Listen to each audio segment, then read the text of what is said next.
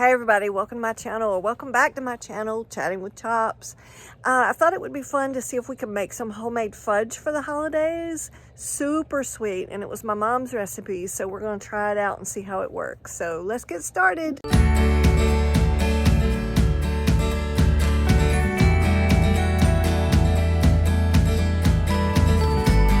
So the first thing that we need to do is get all our ingredients out, and I've done that. And then I've got the tallest saucepan that I own. I've got that out. The recipe asks for a 2 to 3 quart saucepan, a heavy saucepan. You don't want to use anything light. And then I have my candy thermometer hooked to the side here, but I'm also potentially going to use my electric one too, just to see how we do. So the first thing we need to do is get our first 3 ingredients in the bowl, in the pan. We want to put 3/4 of a cup of butter. So that is 1.5 sticks. So let me get that. And I don't know if you can tell or not, I don't have my candy thermometer touching the bottom of the pan because I don't care what the temperature of the pan is. I care what temperature the ingredients are that are inside it. So I've raised it up just a little bit so that I can keep it off of the bottom of the pan. So there's my 1.5 sticks of butter, 3/4 of a cup. And then we're going to do 3 cups of sugar. We need 5 ounces of evaporated milk. And I'm going to put this in here on medium heat. And basically what we're looking to do is to bring this to a full boil.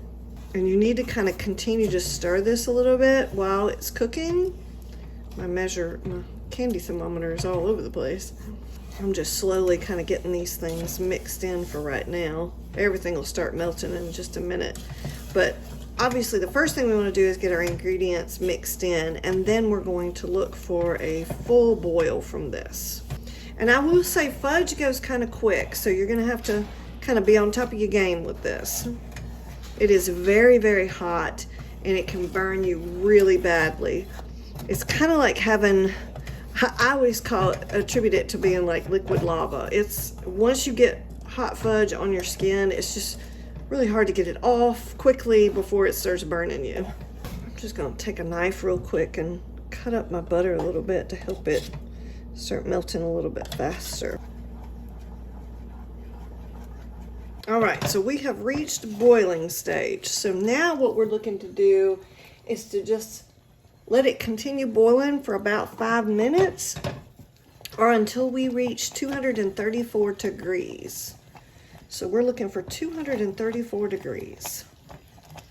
I've set my timer for 5 minutes, but that's just kind of a guideline. It doesn't necessarily mean that's what we're exactly going to be doing for 5 minutes. I'm going to use my electric one and see where we are. Whew, we're really close. We're at 226 now, so we're just going to hang tight for a minute and see where we end up. I do have my little candy thermometer still working, and he's still climbing, so I think we're close. This is when you need to be really, really careful though, because this is a great time to get this boiling hot liquid on you.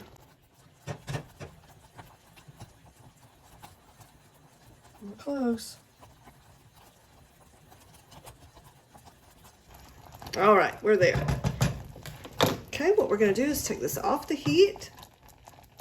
So we're going to add a whole package of semi-sweet morsels, 12 ounces. And again, just be careful not to put them in where they're going to splash up on you. Okay, and we're going to stir those in.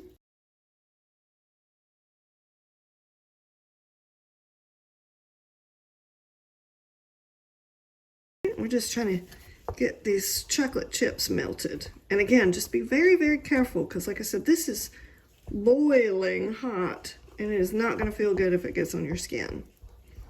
There we go. Okay, now we're going to put in our marshmallow. We have 7 ounces of marshmallow fluff. Please keep watching. You definitely want to see how this turns out.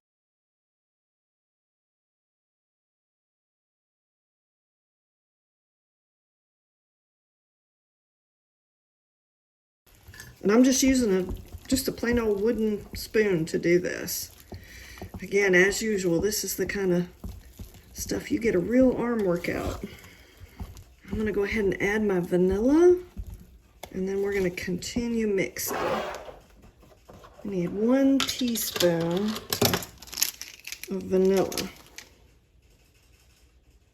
And again, I like to use vanilla bean paste. I think it gives it a much better taste.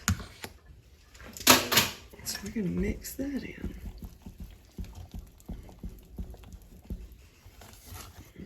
Okay. I'm just looking to make sure that everything is mixed in well. There's no last minute pieces of fluff on the edge, or the vanilla's mixed in all really well, and that looks fantastic. All right, so now what we want to do is we're going to put this in our 9-inch prepared pan. I've put wax paper on the bottom just to make it a little bit easier for me to get it out once it's done. And we're just going to pour this into this pan. And see, it's pouring just about like cake batter. I don't know if y'all can see that very well.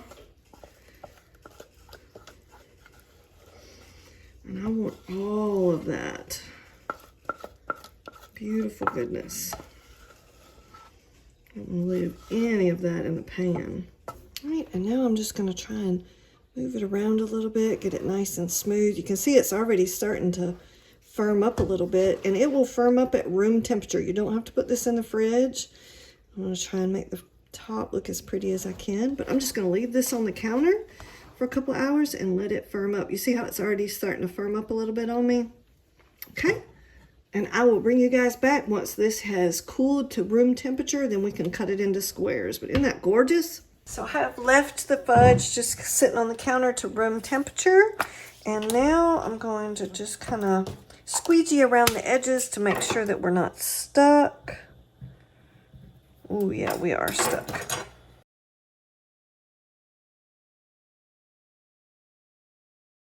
So we're going to do take 2 of getting the fudge cut nice and neatly. We have gotten it out of the pan, so that's good. Now what I've done is I've turned it upside down, because usually when you want the tops of something to be nice and pretty, you're always supposed to cut from the bottom. One of the other things I looked on Google and found out that you should cut with a serrated knife. So we're going to try that too. And this is the cut we had before. My cutting board is a little small. Let's see. There we go. Okay. This fudge is really rich, so see, you got a nice pretty top for your fudge. Or you can use the bottom if you like the way the bottom looks better. Okay, so I hope you like this video. Please like and subscribe, and I will keep making awesome bakes for you. And trust me, this fudge is super rich and tastes wonderful. So I would even cut the pieces smaller than this, because you see how thick they are. You could use a more shallow pan and get, more quantity, but I'm going to cut these in much smaller squares and give these as gifts. So, hey, hope you like this video. Catch you on the next bake.